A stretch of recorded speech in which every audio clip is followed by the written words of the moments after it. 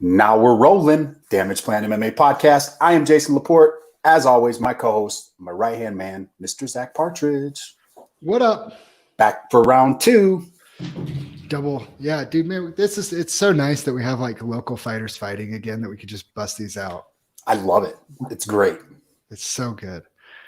So we're welcoming back one of our first guests, actually, Mr. Carson, the Perfect Storm Hardman. How you doing, sir? Doing good, guys. Thanks. It's good to have you back, man. Not one of our first guests, but for a while you were our most downloaded episode, actually. Oh, by far. I was aware of that for the first couple weeks, and then I was sure that someone else took that spot. So it lasted for a while. Really? It lasted for a long time. Yep. Well, I don't know if that's good or bad, but I'm glad. I'm glad for you guys for sure. No, it's good. No, it's good. It's good. It's good. So tell us what you got going on out here, because I don't think a lot of people are very familiar with this promotion or what is going on. So XFC is, if I could be polite enough and relate it to another promotion that people are probably more familiar with, it would be similar to the PFL. Okay. The reason I'm referring to them is because they're doing a tournament style championship fight for the 155 division and the 170 division. And so it'll be a four fight tournament, and the winner becomes the champion of that division. That being said, I'm trying to think. I think, I'm not 100% positive, but they either have new investors or owners, and they're just trying to ramp it up and get things rolling and going that way. Very cool. So that's kind of what it is. If that gives you like a good background about the promotion and where they're coming from, they're looking to make some kind of no-name people, bigger name people, looking to invest in the actual fighter themselves, which I think every promoter tries to do, right? There are some out there, I think, that do this or that, but I think most of them do that. So I appreciate that. Very cool. That's about what it is. When did this opportunity kind of come about? Because there was kind of a little bit of a rumor that you'd be on this Fierce card too. Yeah. So we had both of these offers come in at the same time, and I just looked at them and I just felt like, first I felt honored that I got offered both. But I just felt like XFC was the next step in my career. Sure. But I was super stoked that Cody wanted me back. I thought that was great and cool, and but I just decided to go with XFC. I mean, I don't think anybody can fault you for it, right? Everybody's got to make the best decision for them, and 100. I mean, what's exciting. So what's the structure of this tournament? So, you win. Do you know when you fight again, or is it kind of, it's about every 2 to 3 months. I think it's closer to like 2.5 months cool. that you fight. But then the final fight, if you make it to the finals, I think they give you like 3 or 4 months to prep for the championship. Okay. So this will be spaced out over the next like 8 months or so, if I had to guess. That's what I was told. They're working out like the hiccups and stuff like that. Like I said, they're just getting things rolling. But that was the last update that I had. All right. What's TV? Is it going to be broadcasted, or is it like pay-per-view, or what's that going to be like? Yeah, so it should be on NBC Sports. It'll be nice. Yeah, so it should be broadcast there. Heck yeah. And I don't think it's pay-per-view as far as like the prelims and things go. Let's see, it starts at, I think if I remember right, like 4:30 our time. 4:00 is the main card. So very cool. You can definitely look them up online though and find all that information out. I've posted a couple things about it too that should tell you the details. Honestly, guys, like I'm such a space case the last couple weeks of a fight that I'm not like even there. I'm like totally living in the ring right now. Sweet. I like it. Is there any difference to you, or is it any different? Because you're fighting on a Wednesday, is that correct? Or Thursday? Yeah. Wednesday, right? Yeah, Wednesday. Like, yep. I don't know about, but it's always we fight on in the weekends, Friday, Saturday night, right? Is that different at all for you, prepping your week out that way? No, not necessarily. I'm actually kind of stoked that it's in the middle of the week because then I come home on Thursday evening and then it's the weekend again. So I kind of get just a chance to mellow out rather than jumping right back into work. So I was actually kind of happy about that. And the great part is because I'm the new guy, I'm like closer to like the front of the card. So I can just get in and get out. I don't have to sit there and wait for what seems like an eternity. I hate the suspense. So I was actually, this was to me an all around just a good night. It sounds like a good plan.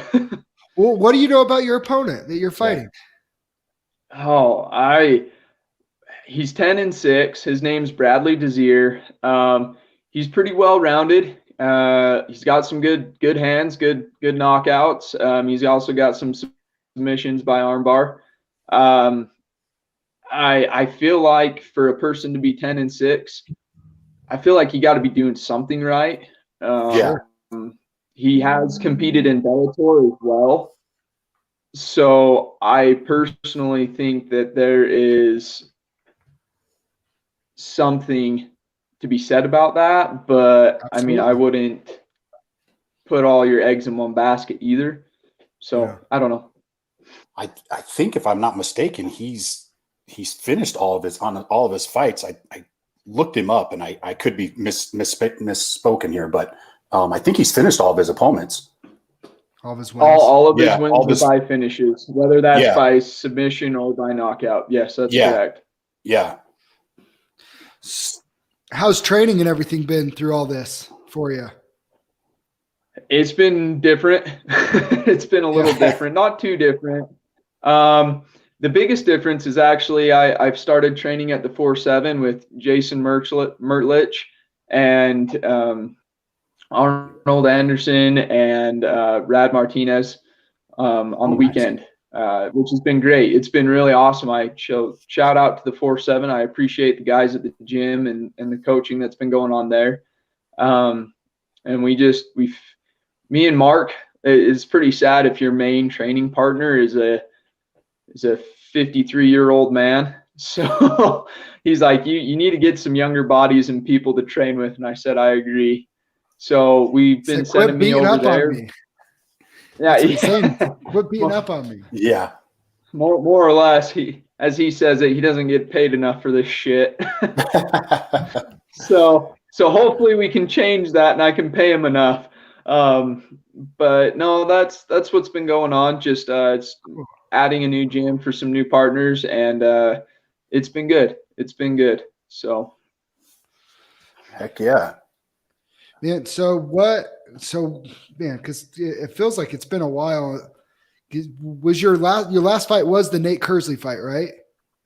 Yeah, it's been almost, what is that? 8 months? Almost. Somewhere around there. Yeah. Was that back in February? That was back in February, right?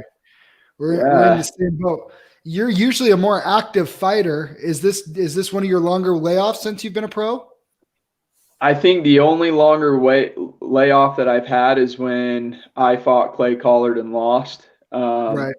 I can't remember. I know my surgery took like because he broke my left orbital. And so that took me probably you have to wait like a month for the swelling to go down. And then I went on vacation, which prolonged it like another half month, and then came home and got the surgery. So that was like a total of like a 3-month delay. And then as soon as I was good to go, I had a fight scheduled 3 months in advance after that. So this would be my longest wait, if not my second longest wait. Okay. So how'd you feel coming off that first layoff? Do you believe in ring rust, or is that a concern at all for you, or what are your thoughts on that? I don't. Ring rust is such a controversial subject. I think it really depends on the person. I personally think for myself, I like to be active. I feel like it does sharpen the blade. It's like if you were to train twice a day, every 5-6 days a week, or even every day, versus just 1 hour a day. You know, it's just that little extra edge that you get. So I think to some extent it's true for me.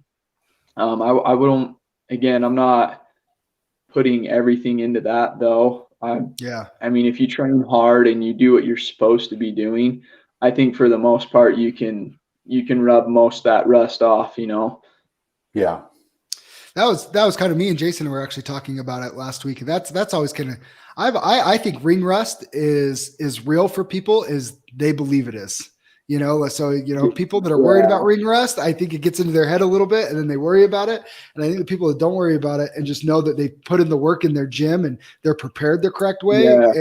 It's not real. I don't think it's really an issue, but I mean, it's just curious. I've just been curious to hear other fighters' response from it because this will be, I went from fighting 3 times in 11 months to now I've been sitting for the same, 9 months pretty much.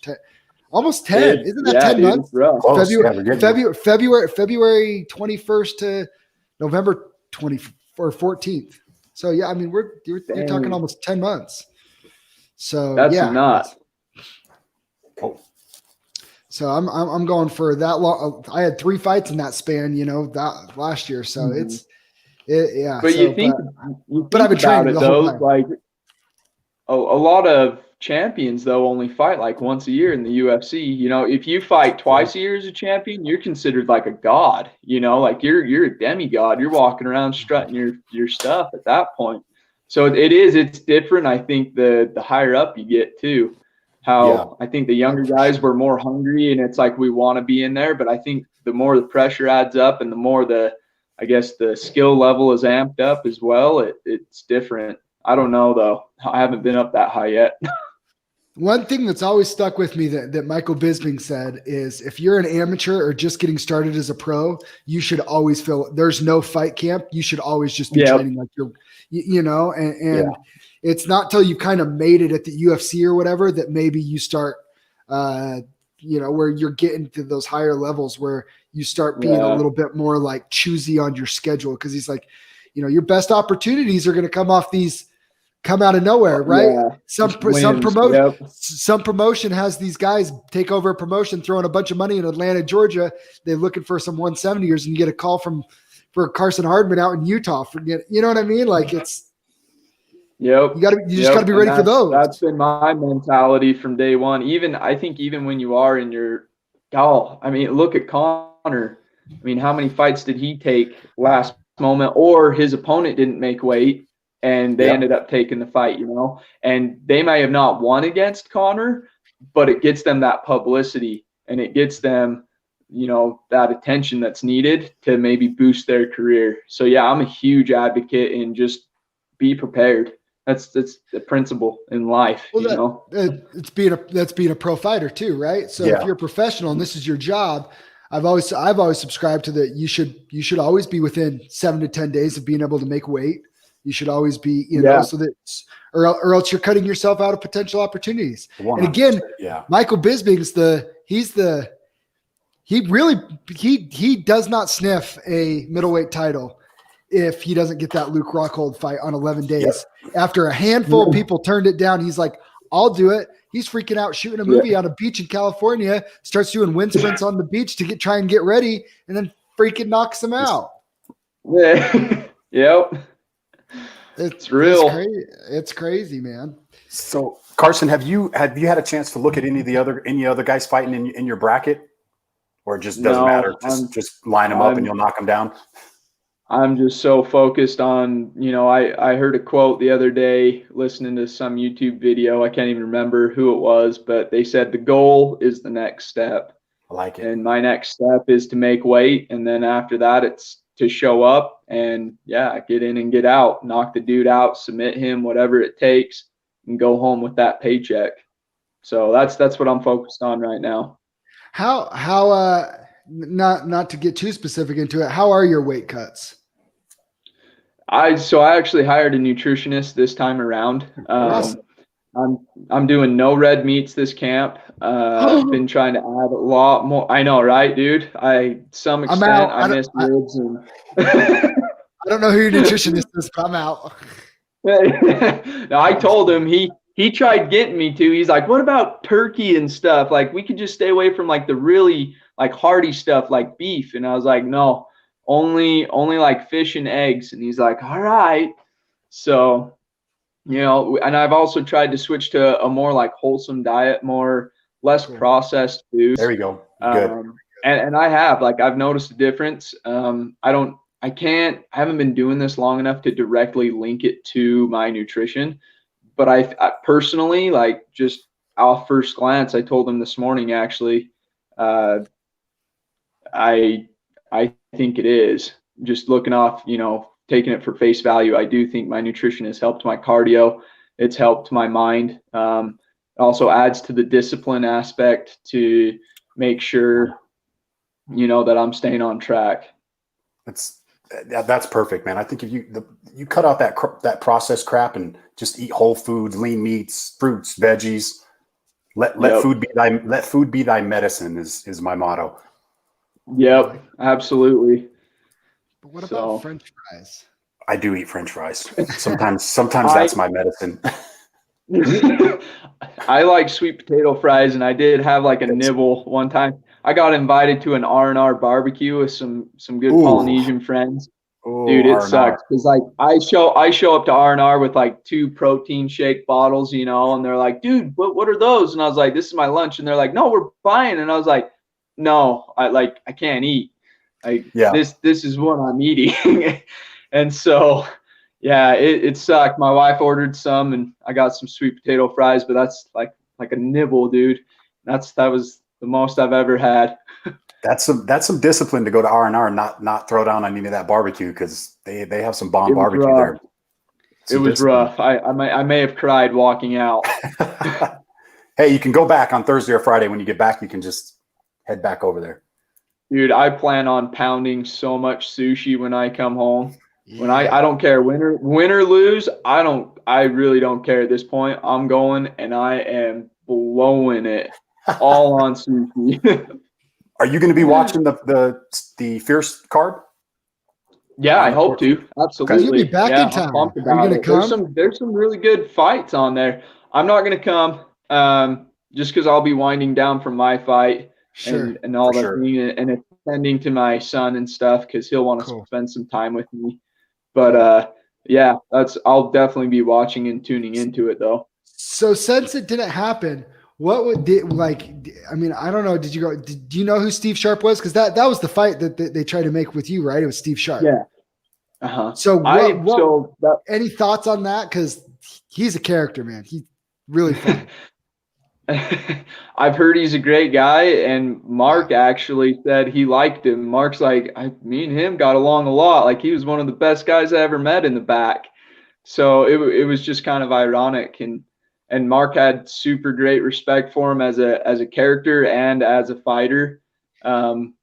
So when we had those options presented to us, we were looking at both of them, and yeah, we definitely we looked at it and we said, okay, if I do go with Fierce, we gotta respect Steve, because he's good, and he means to throw. He's a gamer just like me.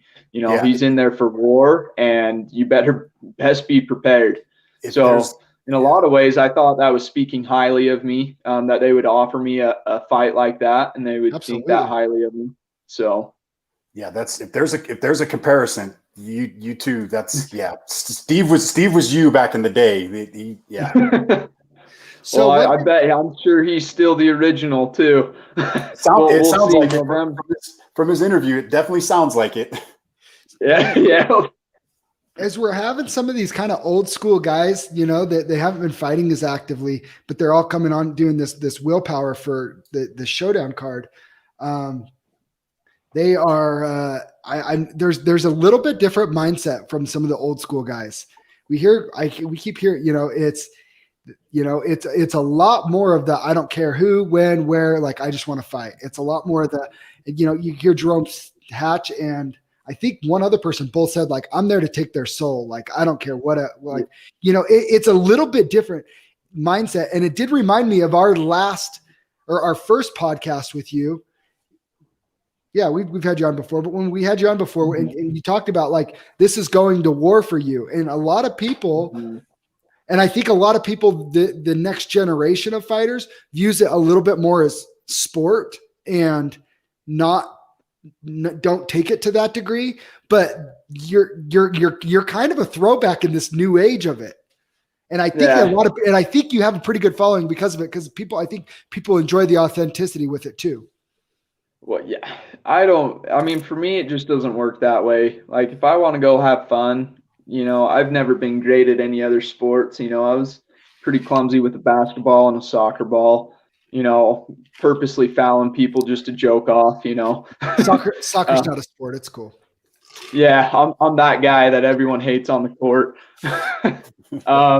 So I feel like if you're going to do a sport or something, go do that. But I don't know, something about like, for me, if someone's training to literally knock me out and the only reason they don't continually bash my head in is because there's a ref there to stop it, and literally they could have tons of security in there pulling that man off me if needed, I think that's like a red flag that this isn't fun. Like amateur or professional, like you probably should take this a little more seriously. That's just my mindset. Like, right? For like sure. we talked about that last time. Like I understand not everyone's that way.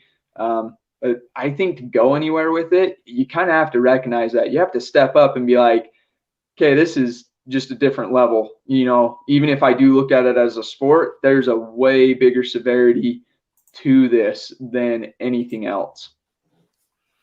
No, I totally respect where you're coming from. I tend to take it the other way, but at the same time too, as soon as the ref says go, it's I'm doing everything I can to bash his face. And why? Yep. Not because not a hatred, not anything other than, well, if I don't do it to him, he's going to do it to me. Yep. Yeah. It's just, it's what you signed. Like you literally signed a paper saying we're going to do this. So we're crazy, right? Yeah. You guys are both crazy. I don't know if crazy, but definitely brainless. That's what my old man says. Hey, it takes a different breed to step into that cage, man. And I mean, I don't know from experience, but I was telling Zach the other day, I went over to Unified and did a little training with the South brothers, and it's a humbling experience. It's kind of like somebody walking into the gym to lift weights for the first time. It's intimidating, for me to walk in there and know that I don't know nothing. Like I know that's not my world, and I just got to swallow my pride and learn. And it's you guys are a different breed, man. Thanks. And I don't mean that, and I don't mean that in a bad way. I mean it in a respectful way. I know. Like you guys I respect the art, and I respect what you guys do, the training that it takes to get in there and do that. It's, your everyday person can't and won't do that. Yeah, it's true. It's fun though. I freaking love it. I do love the training. I'm not going to fight, but I do love the training. What do you think, Carson? Even once? Right, Carson? We got to give it in there one time. Carson, just one. I'm going to be 45 years old in January, man. I'm just, Dude, Anderson Silva just fought at 45 in UFC. UFC. Did you see what happened? We could get you an AME fight. It's fine. Maybe a jiu-jitsu tournament down the line.